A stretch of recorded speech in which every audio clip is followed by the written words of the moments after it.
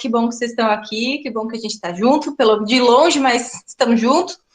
E vamos começar nossa aula, já que já está na hora, né? 7h30 agora, se alguém chegar, também não vai ter nenhum prejuízo. De qualquer forma, já mandei os vídeos para vocês. Os vídeos é basicamente a mesma coisa que a gente vai conversar aqui. Talvez se eu esquecer alguma coisa no vídeo, eu falo agora. Se eu esquecer alguma coisa agora, eu falo, tá lá no vídeo. Então, vocês têm a oportunidade de depois, se quiserem fazer uma revisão, se quiserem dar uma olhada, de poder acessar livremente, né? Outra coisa também que eu mandei para vocês, acho que eu mandei o link lá, né? Eu comecei a postar de todas as turmas, os vídeos, né? Todas as aulas. E a turma B, fez a atividade que vocês fizeram na semana passada, eles fizeram essa semana. Então, eu gravei os vídeos sobre o mandado de segurança também. Então, se vocês quiserem, em algum momento, fazer uma revisão, vocês podem acessar lá no YouTube os vídeos do mandado de segurança, que é a mesma atividade que nós fizemos, não mudei a atividade. Daí, vocês podem aproveitar para fazer uma revisão. Vocês sabem o que acontece se eu não permitir que a pessoa entre? Eu preciso permitir? Será? Porque o pop-up sai antes de eu conseguir clicar em permitir. Mas eu acho que todo mundo está conseguindo acessar, né? Ah, vocês estão permitindo? Ah, vocês também conseguem permitir? Ah, tá. Ah, ótimo. Então vocês permitem, né? Então agora eu não vou mais fazer isso, que daí, senão toda hora eu tenho que parar, fazer. Então, perfeito. Bom, minha gente, a gente vai falar hoje sobre mandado de injunção, né? Nós começamos a falar no mandado de segurança nas últimas 2 aulas e hoje a gente vai dar sequência ao conteúdo, vamos falar sobre o mandado de injunção.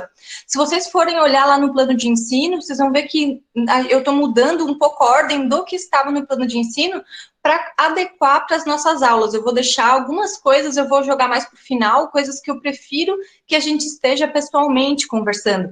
Por exemplo, habeas corpus, ação popular, ação civil pública, eu vou deixar mais para o final, porque são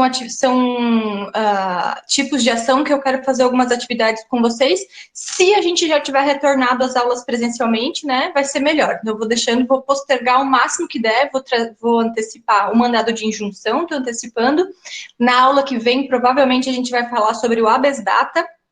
E, enfim, se não der, vamos falar sobre também ação popular e depois habeas corpus e ação civil pública. Mas vou tentar postergar aí só para garantir, enfim, né, para tentar ver se a gente consegue voltar a ter aulas presenciais daqui a alguns dias, não sei quanto ainda, né? A perspectiva não é muito boa, mas, de qualquer forma, vamos ver como vai ser.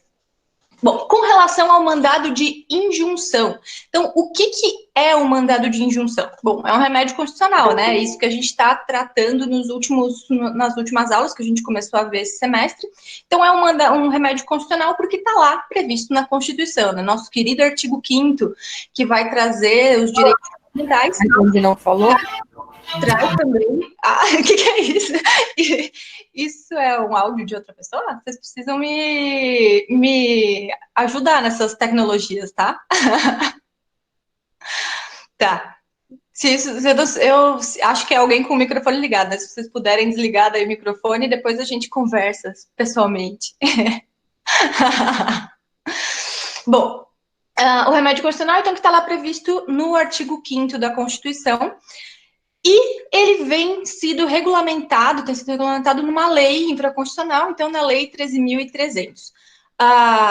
O artigo 5º da Constituição fala só em mandado de injunção individual, não fala nada em mandado coletivo, mas a Lei de 13.300, quando ela traz a regulamentação do mandado de injunção, ela fala também na possibilidade de mandado de injunção coletivo. Então, vai ser mais ou menos a mesma sistemática que a gente viu lá no mandado de segurança, só que com outro objetivo. E qual que é o objetivo do mandado de injunção? Para que ele existe? O que a gente quer com ele? A gente quer, basicamente, sanar uma omissão do poder do Estado, uma omissão legislativa, basicamente.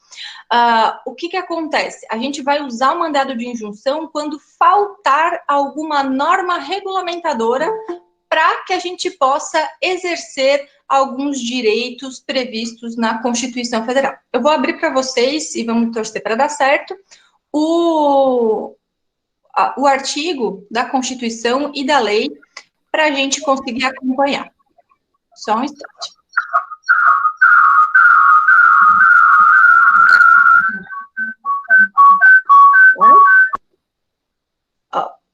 Vocês conseguem ver aqui, provavelmente, eu não vou abrir a apresentação para facilitar, tá? Porque cada vez que eu abro a apresentação, desconfigura tudo, o negócio aqui sai da minha página. Então, só para vocês acompanharem o conceito, né? Qual é o objetivo do nosso mandado de injunção, está lá no artigo 5º da Constituição, que vai falar em falta de norma regulamentadora. E essa falta de norma regulamentadora inviabiliza o exercício dos direitos e liberdades constitucionais, as prerrogativas inerentes à nacionalidade, à soberania e à cidadania. Esse mesmo conceito está lá no artigo 2º da Lei 13.300, que também vai falar para a gente que essa falta de lei pode ser total ou parcial. Então, a gente vai trabalhar tanto com não tem nenhuma lei sobre isso, como também temos uma lei, mas ela não supre totalmente, né, não supre completamente o que a gente precisa para conseguir exercer o direito. Bom, e o que é isso, minha gente? Quando a gente fala em falta de norma regulamentadora, né, o que é isso? Quando que a gente vai usar essa norma regulamentadora? Então, basicamente, falar que a gente precisa de uma norma para regulamentar, para que seja possível o exercício do direito, a gente está falando daquele tipo de norma constitucional que são as normas de eficácia limitada, ou seja, o direito está previsto lá na Constituição Federal, a Constituição prevê a existência dele, mas para que a gente possa exercer ele plenamente, a gente precisa de uma lei e isso não acontece, essa lei não existe ainda. Um exemplo que a gente vê em todos os lugares e que eu acho que é um dos mais tranquilos de entender aí, é o direito de greve, né? Que está previsto na Constituição Federal, quando a Constituição traz a regulamentação lá acerca dos servidores públicos, traz a possibilidade de greve, né, do direito de greve, está lá no 37, inciso 7 da Constituição, mas o próprio artigo, o próprio inciso fala que é necessária a regulamentação em lei específica, né, que vai ser regulamentado por lei específica, e essa lei nunca foi criada, não existe até hoje, não foi aprovada ainda. E o que quer dizer isso, então? Quer dizer que trata-se de uma omissão legislativa, né? A gente não tem aí uma norma para regulamentar um direito que está previsto na Constituição. Isso quer dizer que é uma norma de eficácia limitada, que a gente não vai poder exercer plenamente o seu direito, beleza, existe, está lá, está garantido, mas você não consegue exercer por falta dessa norma. E o que acontece? No caso do direito de greve, já foi feito há um tempo atrás o mandado de injunção e o STF definiu, então, que se aplica subsidiariamente, né, enquanto não for aprovada essa lei para regulamentar o direito de greve dos servidores, se aplica, então, subsidiariamente a lei dos empregados seletistas, né, que é a lei, se eu não me engano, 7.703. No material de vocês tem exatamente essa lei, se eu não me engano, é 7.703 de 89.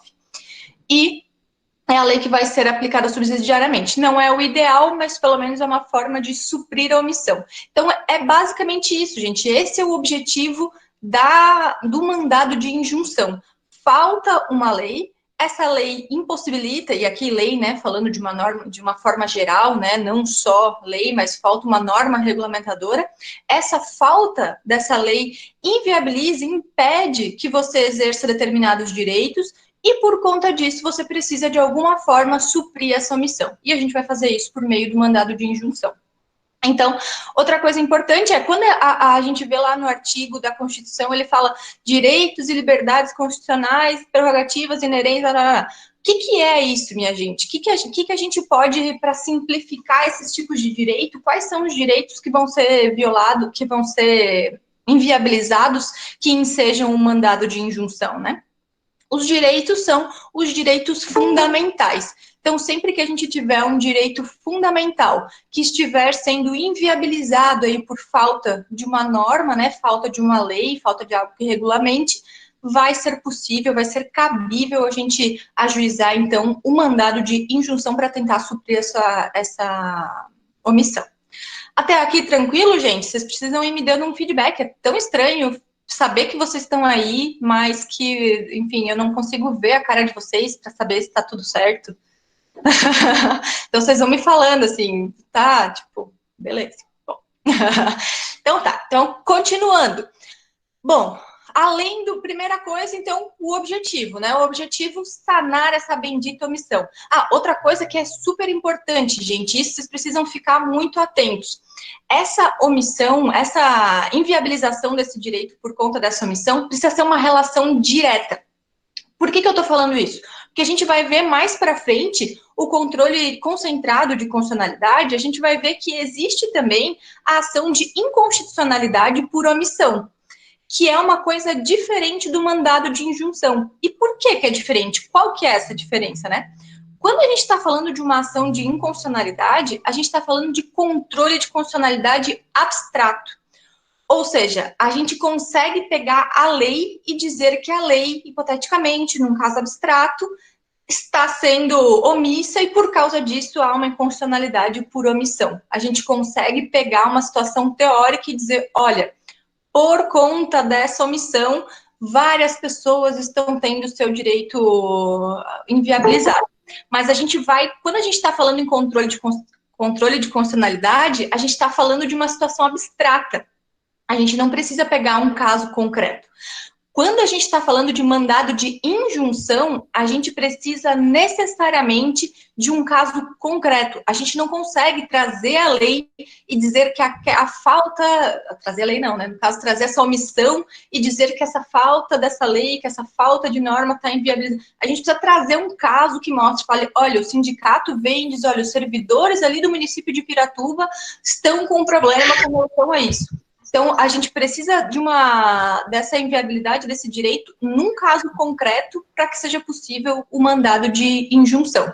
E a gente precisa que essa inviabilidade de exercer esse direito fundamental esteja diretamente relacionada com a falta de norma. Ou seja, não tem outro motivo, você só não está podendo exercer esse direito por conta de falta de norma, por falta de lei que regulamente.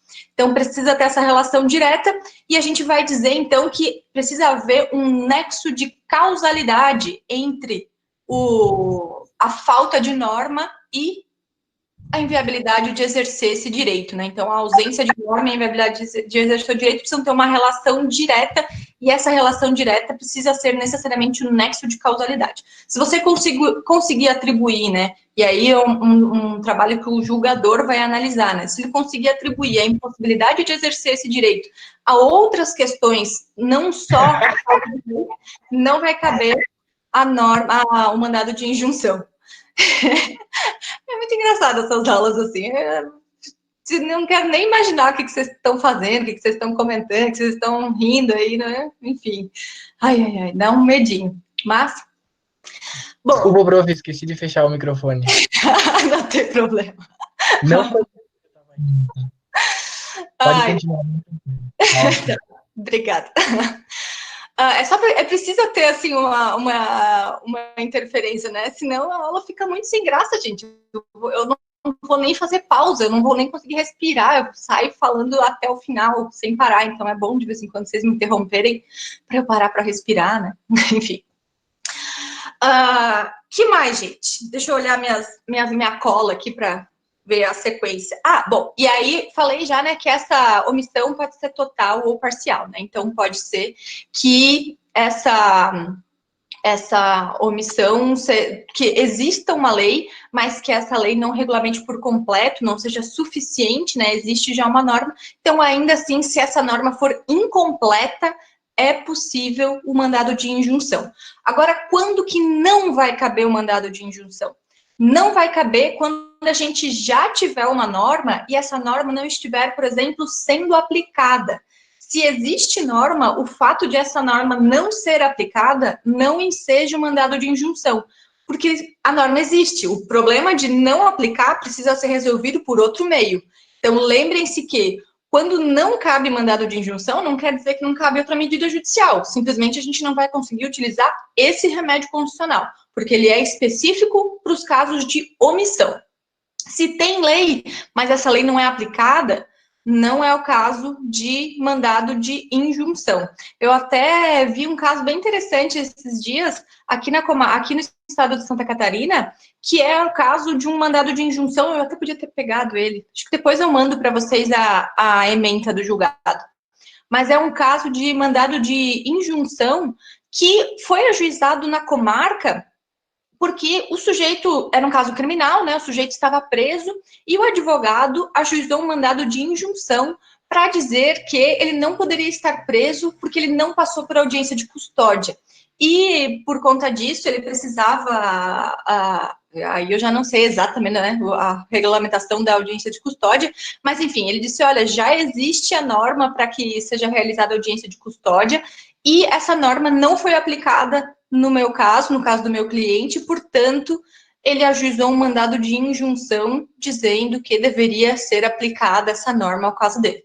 Gente, não é o caso, tá? O tribunal foi bem taxativo quando analisou essa situação e ainda falou, olha, o que deveria ter sido feito, esse advogado poderia ter promovido um habeas corpus, então, para relaxar a prisão, né, enfim, tomar outra medida, mas não um mandado de injunção, porque tem lei. O problema não é se ela está sendo aplicada ou não, é outros 500. Mas a lei está ali, a lei existe, né? Então, basicamente, a gente não vai utilizar, a gente não vai poder, não vai se admitir o mandado de injunção quando tiver lei, só que a lei não estiver sendo aplicada.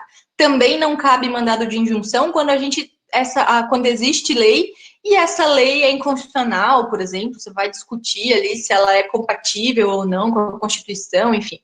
Pensem que não pode ter lei. Se tiver lei, não vamos usar mandado de injunção. Show?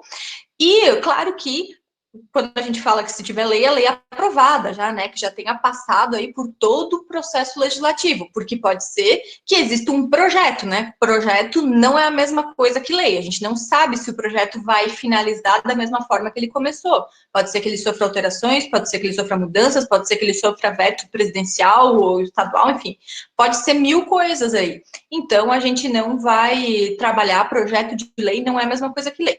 Se tiver projeto, ainda cabe mandado de injunção. Depois que, até porque alguns projetos de lei tramitam aí por anos, né? Muitos, muitos anos. Então, não é a mesma coisa. O que mais, minha gente? Com relação à legitimidade ativa. Quem tem legitimidade ativa para promover o mandado de injunção. Eu acho que eu algumas vezes falo em alguns vídeos, se vocês assistirem, eu falei em algum momento mandado de segurança ao invés de mandado de injunção. Se isso acontecer, vocês me corrijam, tá? Por favor.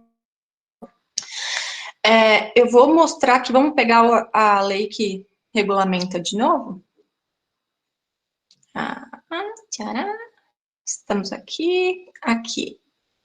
Pronto, está no artigo 3º da Lei 13.300, que fala para a gente que são legitimados para o mandado de injunção como impetrantes, então legitimidade ativa, as pessoas naturais ou jurídicas que se afirmam titulares dos direitos, das liberdades ou das prerrogativas.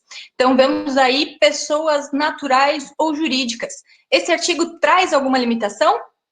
A princípio, não, né? Então, pessoas naturais ou jurídicas, a gente vai entender aqui qualquer pessoa, né? E contra quem a gente vai propor vai ser contra a pessoa que tem os requisitos, né? A pessoa que vai ser quem vai poder completar aquela legislação, né? Me faltou a palavra, gente. Quem vai poder elaborar aquela legislação que está faltando, que está sendo omissa no nosso sistema.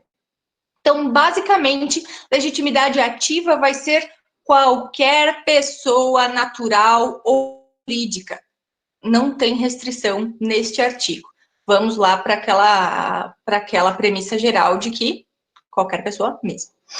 E aí eu pergunto para vocês. Agora eu posso perguntar, e daí vocês podem me responder. Pergunta que, inclusive, está no material.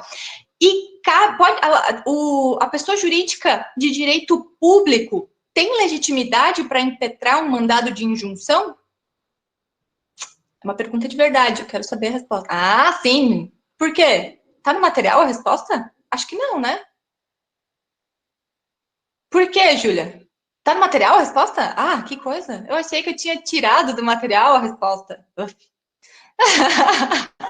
Bom, pelo menos alguém olhou o material, né? Tá menos mal. Pô, eu feliz da vida, achando que eu tinha tirado a resposta de lá. Enfim.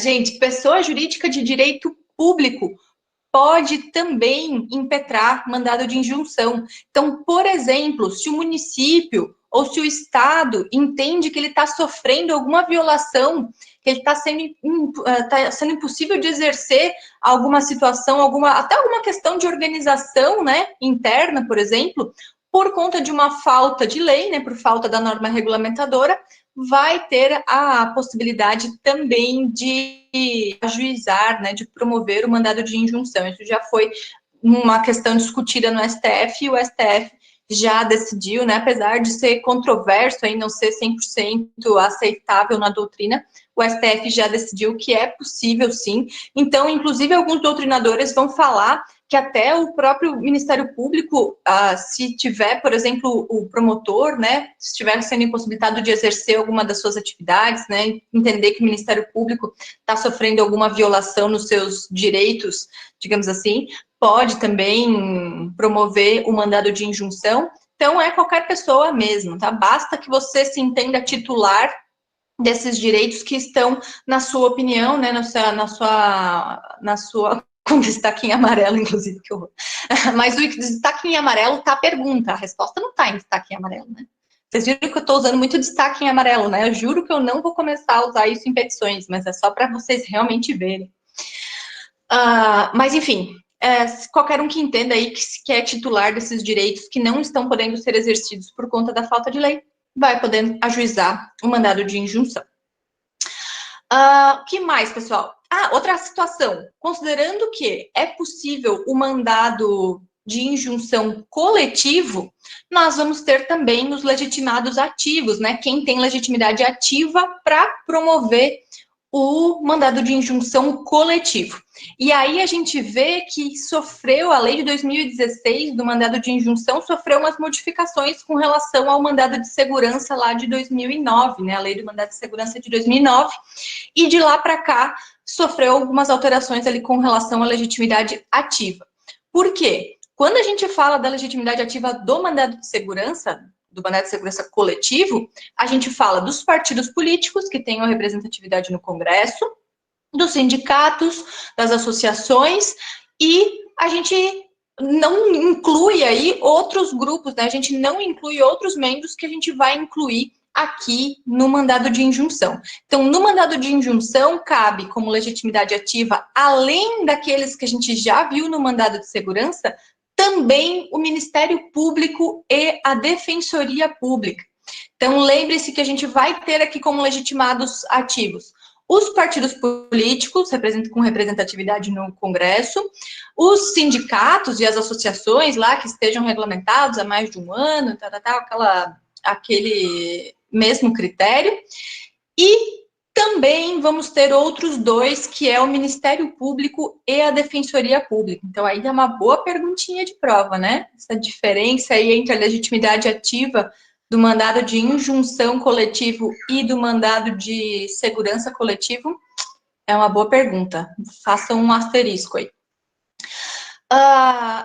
E quem vai ser o legitimado passivo, né? Quem vai ocupar o polo passivo dessa demanda? Quem vai ser o impetrado, portanto, né? Nessa situação do mandado de injunção, é um pouco mais fácil do que era no caso do mandado de segurança. Por que é mais fácil?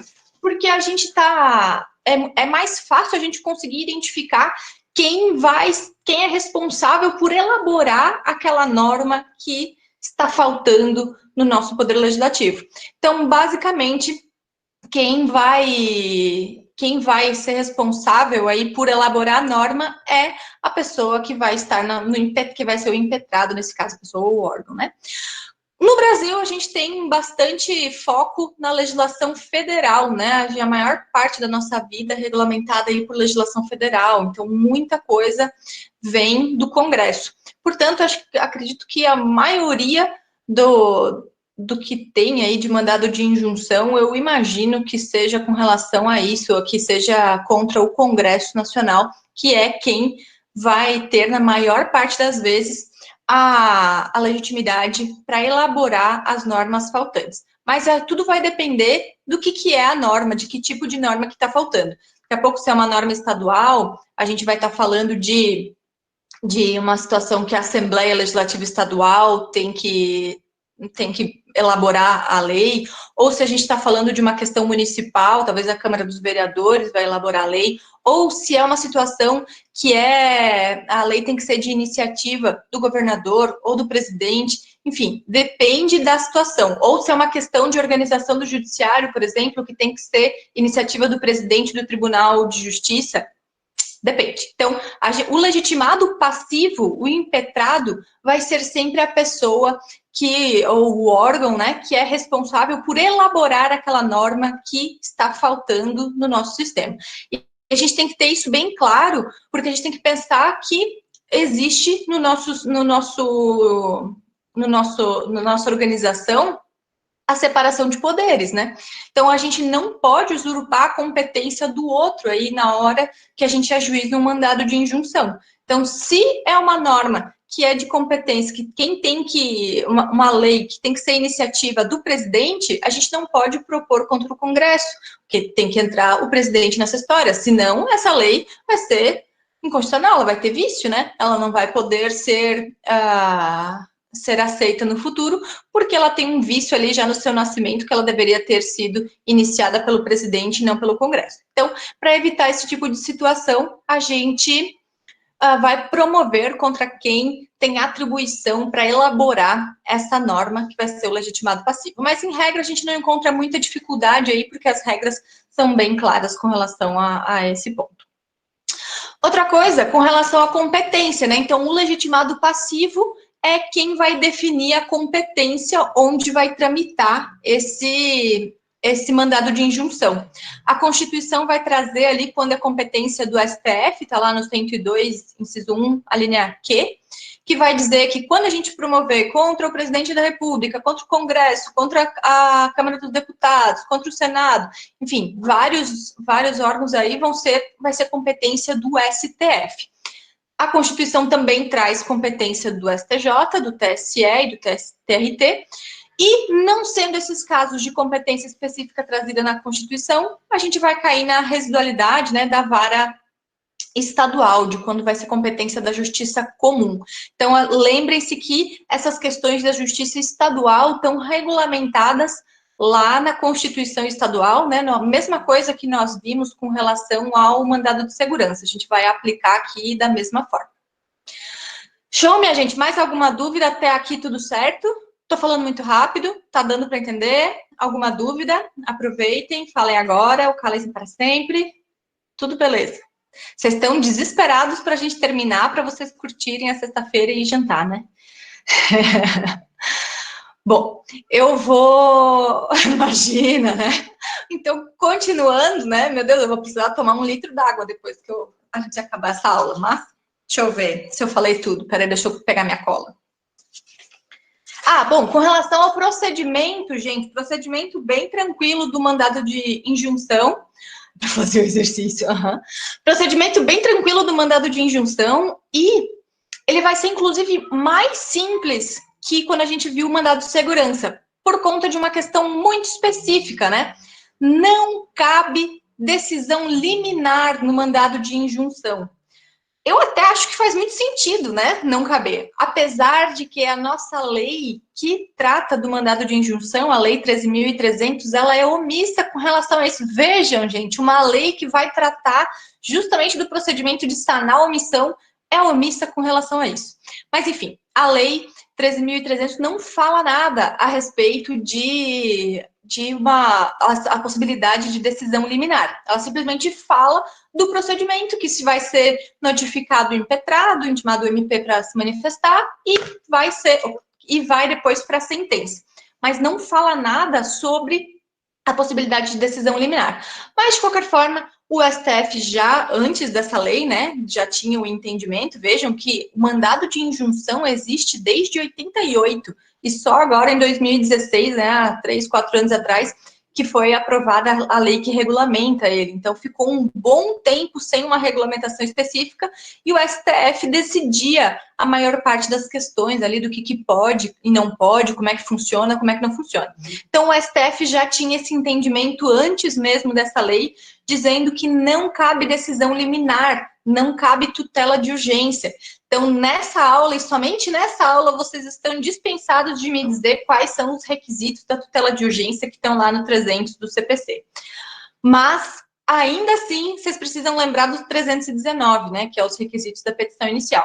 Então, não vai caber decisão liminar nesse caso, porque justamente é uma situação que envolve aí a gente precisa analisar com muita cautela, né, para evitar até violar a competência, né, a divisão de poderes, a separação de poderes. Então, não vai caber decisão liminar, só a sentença final, mas, de qualquer forma, tem que ser respeitado todos os requisitos lá da petição inicial que estão lá no 319 do CPC, que a gente fala sempre. A minha meta, né, eu já falei isso algumas vezes para vocês, minha meta é que até o final das nossas aulas, pelo menos, né, até o momento que eu não vou mais dar aula para vocês, que acaba nossas disciplinas, vocês vão lembrar desses artigos, do 319 e do 300, pelo menos. Alguém vai falar, o tutela de urgência. Vocês vão falar, é o artigo 300 do CPC. Não sei o que, os requisitos da petição inicial. Aí você vai olhar e vai dizer, é o 319. A minha meta é essa até o final da faculdade de vocês. Mas, enfim, não só essa, né? Temos várias aí, quero que vocês lembrem de tudo. Mas, enfim, alguma coisa, pelo menos, vocês têm que lembrar. Então, o procedimento vai ser bem tranquilo, né? Vai ser bem rápido. O mandado de injunção também, da mesma forma que os outros remédios constitucionais, ele vai ter vai tramitar mais rápido, né? Não vai ter ele vai ter preferência com relação aos demais casos que estão tramitando na comarca ou no tribunal, enfim, onde ele estiver. Só não vai ser mais rápido que o mandado de segurança, que o habeas corpus e o habeas data, né? Mas, de qualquer forma, vai ser mais rápido que as outras espécies de ação, que os outros tipos de demanda.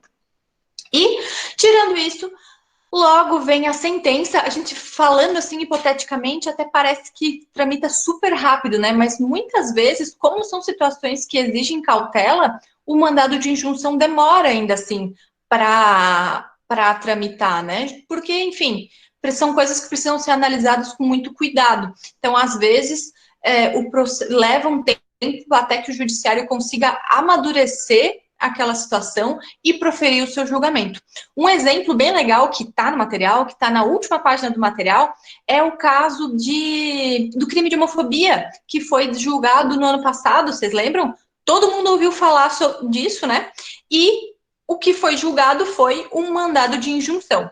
Nesse caso, depois a gente vai falar mais para frente um pouco melhor, porque foram duas ações que foram julgadas. Uma era uma ação de inconstitucionalidade por omissão, e outra era o mandado de injunção, mas de qualquer forma tinha um mandado de injunção ali no meio, e o STF analisou e viu que realmente não tinha lei, né? O STF reconheceu a omissão com relação ao crime de homofobia, e aí determinou a aplicação, enquanto não tem a lei, né? A aplicação da lei sobre crimes de racismo e tal. Então, bem, bem legal, eu deixei ali o trechinho da decisão no material de vocês, se vocês quiserem dar uma olhada, vale a pena, né? Porque é uma discussão super atual que a gente está tendo no nosso sistema jurídico. Bom, gente, encaminhando para a finalização já, né? Para não segurar vocês até 10h30. Já pensou a gente ficar aqui até 10h30 da noite? Será que alguém ia ficar aqui comigo ou eu ia ficar falando sozinho? Enfim, com relação a natureza da decisão, né? Como é que funciona aí essa decisão, essa sentença? Que vamos lá, vamos pensar. Você tem uma situação que falta uma norma que regulamente o seu direito e por conta disso você não consegue exercer o seu direito. E aí você ajuiza essa ação. O que o Poder Judiciário vai fazer na sentença? Né? Como vai ser resolvida essa questão?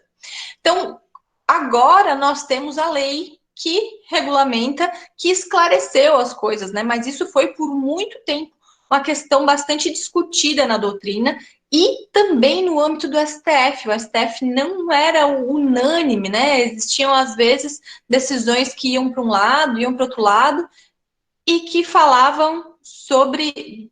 Ô, Luiz Fernando, deixa só...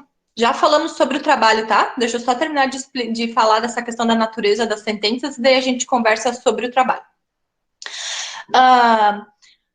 Esqueci o que eu estava falando, peraí. Natureza da decisão. Ah, tá.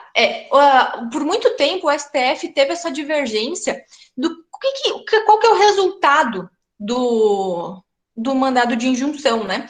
Quando o STF, quando o processo é julgado procedente, uma corrente vai dizer que essa decisão do mandado de injunção, ela é uma decisão que apenas declara que essa omissão existe de fato e, na sequência, deve ser comunicado, então, o órgão competente para que elabore aquela lei que falta.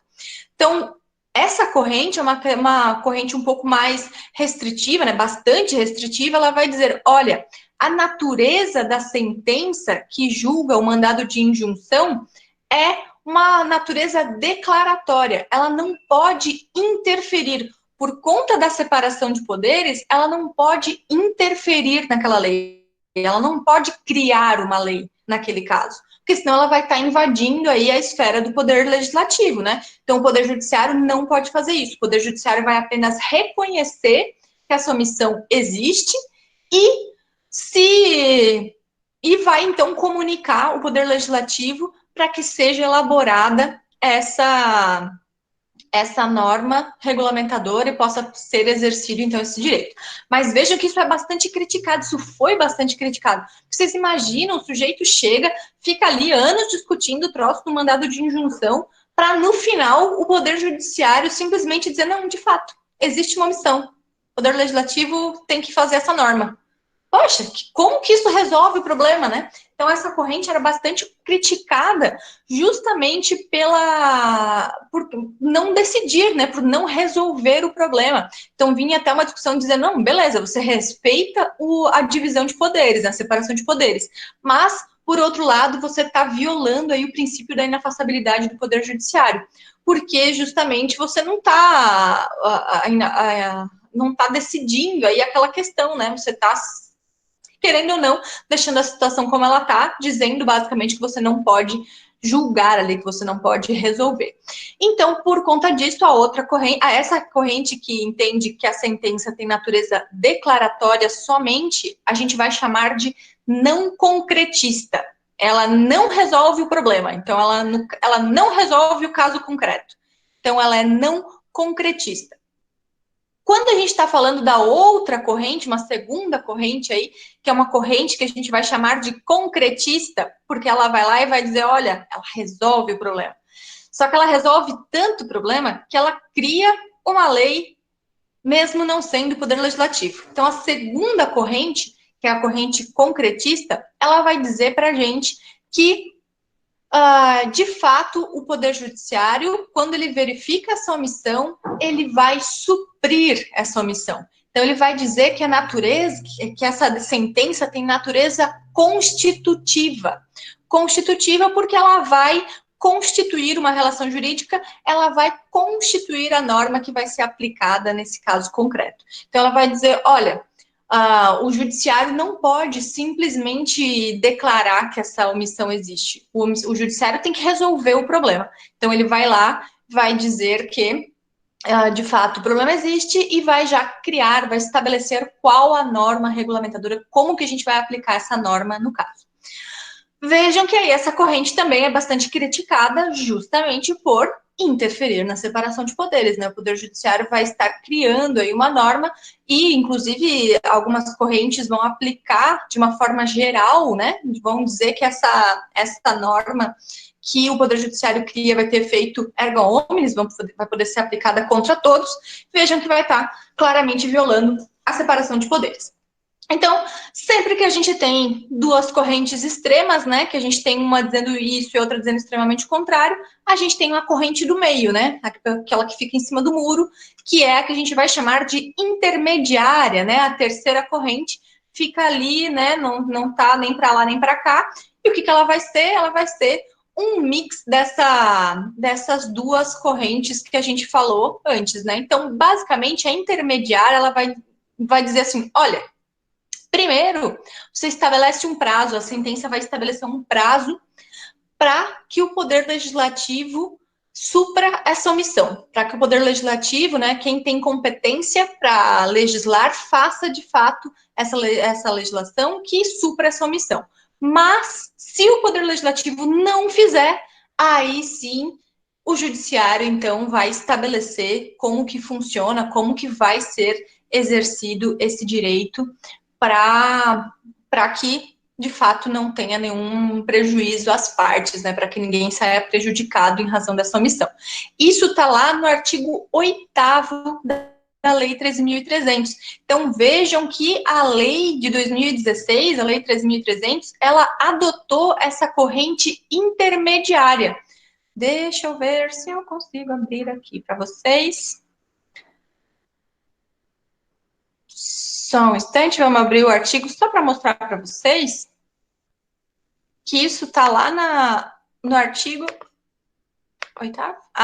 Só para que vocês vejam, isso aqui está lá no material, tá, minha gente? Só estou mostrando aqui só para facilitar, mas todas as correntes que nós vamos ter. Então, corrente concretista direta, quando a gente fala que essa sentença tem natureza geral, eficácia geral, quer dizer que ela vale para todo mundo, eficácia erga omnes. Quando a gente diz que ela é coletiva, ela vai valer só para essa coletividade que faz parte ali do mandado de injunção. Então, quando, por exemplo, o sindicato ajuiza, né, para o seu grupo de pessoas.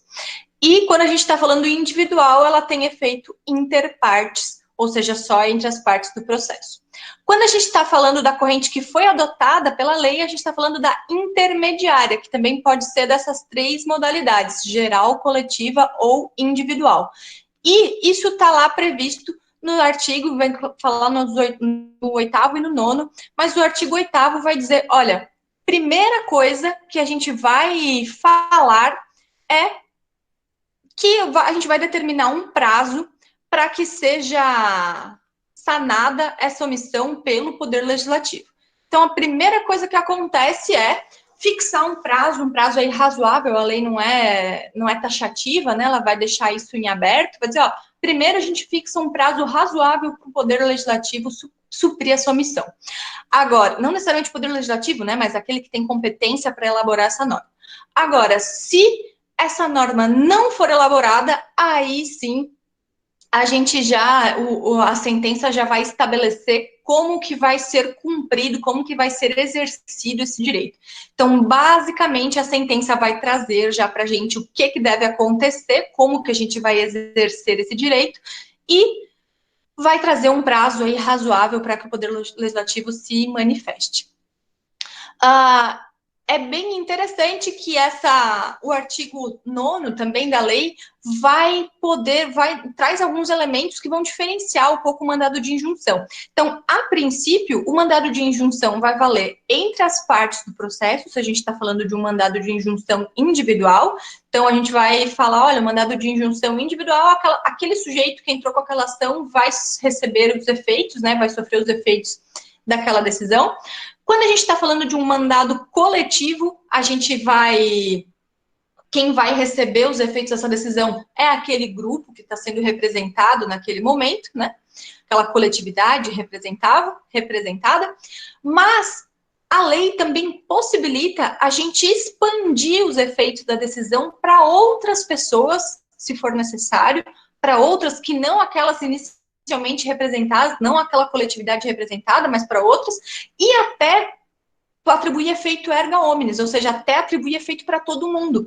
E é bem curioso isso, porque até vem a ideia de a gente uniformizar. Se vocês verem lá no artigo 9º da lei, vem a ideia também de uniformizar. Mesmo depois do trânsito em julgado, daquela decisão, daquela sentença que julgou procedente o mandado de injunção, mesmo depois que ela transitou em julgado, os efeitos dela podem ser ampliados. Se a gente vê que depois são ajuizados outros mandados de outros mandados de injunção que têm a mesma discussão, que vão tratar de casos análogos, para eles não terem que passar por todo o procedimento de novo, a gente pode simplesmente estender os efeitos daquele que já transitou em julgado para os demais que são semelhantes, que são análogos. Uma situação bem interessante isso, né? Ver como a lei vai trazer para a gente a ideia de uniformização, né? Desde 2015, com o novo CPC, desde antes, né? Mas principalmente ali em 2015, o novo CPC trouxe muito forte essa ideia de uniformização, e a lei do mandado de injunção já vem nessa pegada, né? Então, ela já vem com uniformidade, que a gente não tenha divergência ali, apesar de que ela vai dizer também que a mesma situação lá do mandado de segurança com relação à litispendência do processo individual. A propositura de uma ação individual não faz litispendência com o coletivo, né? Então, se tem uma ação coletiva tramitando, você tem liberdade para propor a sua individual, mas a sua individual, ela não vai ser abarcada pela decisão lá do coletivo, né? Então, você vai fazer uma opção aí, se você quer seguir na sua individual, você está abrindo mão do resultado do coletivo.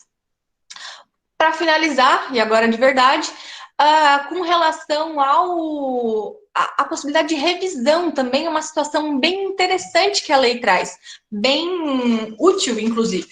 Porque o que a lei vai dizer para a gente? Que essa sentença que julga, né, ou essa decisão, dependendo se já começou lá no tribunal, esse acórdão, né, essa decisão que julga o mandado de injunção, ela pode ser revista se houver uma mudança nos fatos, se houver uma mudança na situação fática. E é bem interessante porque vocês sabem que, em regra, né, no nosso ordenamento, a partir do momento que acontece o trânsito em julgado, aquela decisão não vai mais ser modificada, né? Ela forma coisa julgada material. E para a gente fazer mudar os efeitos, mudar essa decisão, a gente precisa que seja ajuizada, então, a ação rescisória lá no prazo de 2 anos e preencher os requisitos lá da ação rescisória previstos no CPC, que são bem restritos, né? O CPC restringe bastante a utilização da ação rescisória, justamente para a gente garantir a estabilidade, né? Para a gente garantir que a partir do momento que uma decisão transitou em julgado, ela vai ser imutável. Mas o que acontece é que existem algumas situações que a situação fática pode mudar constantemente, né? E é o caso aqui do mandado de injunção. A situação fática pode se modificar com o tempo, e essa modificação acarreta a possibilidade de revisão. É mais ou menos, eu achei uma ideia, um exemplo bem bom a gente falar com relação à revisão de alimentos, né? Apesar do conteúdo não tem nada a ver, mas a ideia é basicamente a mesma. Se, por exemplo, num caso de uma ação de alimentos, o sujeito, vamos supor que o pai foi condenado a pagar alimentos ali de R$2.000 por mês, e beleza, aquela decisão transitou em julgado, formou coisa julgada, mas com o passar do tempo, ele mudou a situação financeira dele, né? Ele saiu de um emprego, foi para outro, e agora ele está recebendo menos, está recebendo um salário mínimo. E não tem mais condições de pagar aqueles alimentos. Ele vai, então, poder ajuizar uma ação revisional, né? Para rever, porque houve uma mudança na situação fática. Isso é a mesma coisa que acontece aqui no mandado de injunção. Por mais que aquela decisão tenha transitado em julgado, a partir do momento que acontece uma mudança na situação fática, é possível ajuizar uma nova ação para revisar aquela que transitou em julgado. Então, não se trata de uma rescisória, não se trata de anulatória, nada desse tipo, é uma ação de revisão mesmo, para modificar, para adequar, então, a situação fática atual. E outra questão também interessante é que essa eficácia dessa sentença, ela vai ter os seus dias contados, digamos assim, né? Ela vai ter uma situação temporal limitada. porque a sentença do mandado de injunção, a decisão do mandado de injunção, ela vai produzir efeitos até o momento em que seja elaborada a norma oficial, digamos assim, pelo Poder Legislativo. Então, a partir do momento que a norma é elaborada, que passa a ter, então, uma norma regulamentadora, aquela decisão do mandado de injunção deixa de produzir os seus efeitos. E faz sentido, né, minha gente? Vamos combinar que não faz sentido continuar com aquela decisão, continuar utilizando aquela decisão, se agora já tem lei regulamentando, se já foi elaborada a norma adequada para o caso, né? Então, nessa situação, se houver uma norma aí posterior, aquela decisão do mandado de injunção vai deixar de produzir seus efeitos. É o caso, por exemplo, aí do direito de greve, né? Que o mandado de injunção atualmente está produzindo seus efeitos, mas a partir do momento que o projeto de lei que está tramitando for definitivamente aprovado, sancionado, tiver lá em vigor, entrar em vigor, essa decisão do mandado de injunção não vai mais precisar ser aplicada, porque ela é vai sanar o problema de uma forma paliativa, né? Apenas enquanto não se tem a movimentação do órgão competente para elaborar essa norma que regulamenta. Beleza, né, gente? Eu acho que era isso, mais ou menos, que a gente tinha para falar. Vocês têm alguma dúvida, alguma pergunta? Tem alguém aí ainda? Ninguém mais falou nada, faz 20 minutos. Vocês estão aí ainda? Todo mundo foi embora e deixou o computador ligado e foi embora? Ah, tá. Gente, com relação ao trabalho, vocês viram que são algumas questões, não se assustem, aquilo que eu falei no grupo, né? Não se assustem com as perguntas. Acho que a última pergunta é a que traz mais, é o que vocês vão ter que escrever um pouquinho mais. Deixa eu abrir a pergunta, senão nem eu lembro o que é que eu tenho que falar. Peraí, eu vou abrir junto com vocês aqui para vocês acompanharem comigo. Então, primeira coisa, o que a gente tem é... Ih! Não tá aparecendo aqui. Ai, ai.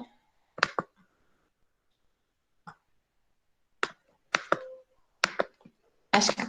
Meu Deus. Agora vai. Espero que vocês estejam vendo aí o que está acontecendo. Mas, enfim, o que vocês têm aqui é um caso, um caso bem sucinto, né? Não é muito extenso, e responder essas perguntas com relação ao caso. Então, qual o remédio constitucional, qual a fundamentação legal, quem vai ocupar o polo ativo, quem vai ocupar o polo passivo, até aí tranquilo, né? De quem é a competência, beleza. Última, demonstra de forma sucinta o preenchimento dos requisitos específicos da demanda cabível. Gente, primeira coisa, e aí vou dar um spoiler, né? Não vou dar um spoiler, não. Quero que vocês me respondam. Que tipo de demanda que a gente vai utilizar nesse caso? Qual vai ser o remédio constitucional que a gente... Qual é a resposta da letra A? Que coisa. Qual é o remédio constitucional que a gente vai utilizar nesse caso, gente? Alguém responda, por favor? Chutem aí alguma coisa. O que a gente está falando até agora, né? Mandado de injunção coletivo. Isto. É isso aí. A gente vai ter um mandado de injunção coletivo. O que eu falei? O que a gente viu lá no início da aula, né? Quando eu comecei a desandar a falar com vocês. O que é o requisito específico de cabimento que a gente precisa mostrar? Que eu falei, ó, é essencial a gente mostrar isso aqui. Sem isso, não cabe mandado de injunção. A omissão. E essa omissão precisa ter relação direta com... Alguém? Não? O direito também... com a impossibilidade de exercer o direito, né? Omissão de autoridade. Bom, basicamente, o que vocês precisam mostrar aí nessa questão é escrever como que, nesse caso, está relacionada a omissão com a impossibilidade de exercício de um direito. Vocês vão mostrar aí qual que é esse direito fundamental que está sendo violado nesse caso e como que qual é o nexo de causalidade que tem entre a omissão e a impossibilidade de exercer o direito. Então, vocês vão ver ali que a gente está falando no caso de servidores públicos que não estão recebendo o adicional noturno, né? Isso é uma situação que está prevista na lei, está prevista na Constituição, está prevista onde? Como que a gente resolve esse problema? basicamente, vocês vão precisar demonstrar fazer essa ligação aí entre a omissão da norma estadual e a impossibilidade de exercer esse direito previsto aí na Constituição, beleza? É mais ou menos demonstrar o cabimento do mandado de injunção nesse caso. Em outras palavras, é isso que eu quero que vocês digam por que cabe mandado de injunção nesse caso.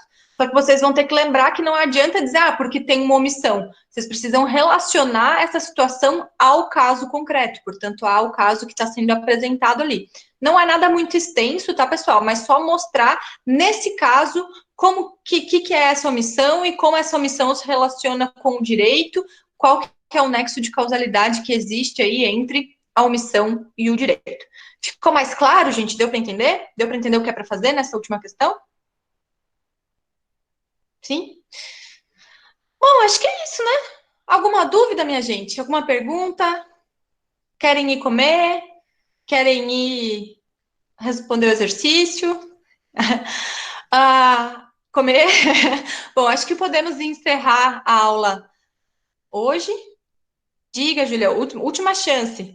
Pessoal, eu vou estar agora no WhatsApp, tá? A gente não vai... Se vocês tiverem dúvida, podem me chamar, tranquilo, tá? Eu tô aqui, vou estar com o meu celular aqui do lado, então a gente vai se conversando, qualquer coisa é só me chamar.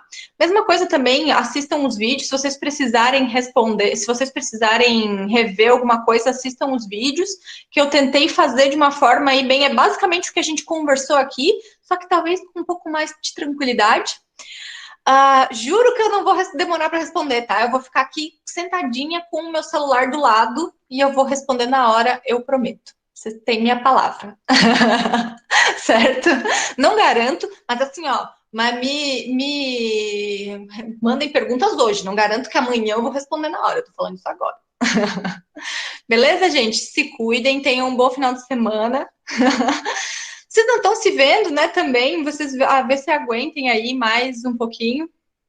Gente, essa aula eu tô gravando, tá, ô Eduarda, eu tô gravando tudo aqui, só para constar que depois eu vou usar isso, vou dizer, olha, mas eu vou mandar para vocês essa nossa conversa também, tá, para vocês poderem ter acesso, enfim. Mas acho que é isso, pessoal. Qualquer coisa, mandem suas perguntas, mandem pelo WhatsApp, que a gente vai conversando. E um bom final de semana, tá bom?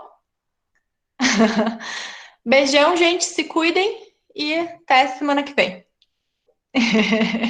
Beijo. Eu tenho que descobrir como sai, peraí, que eu não sei fechar isso aqui. Pra sair é só sair? Se eu fechar da janela, vai sair? Tá. Beleza. Obrigada, gente. Tchau, tchau. Beijo.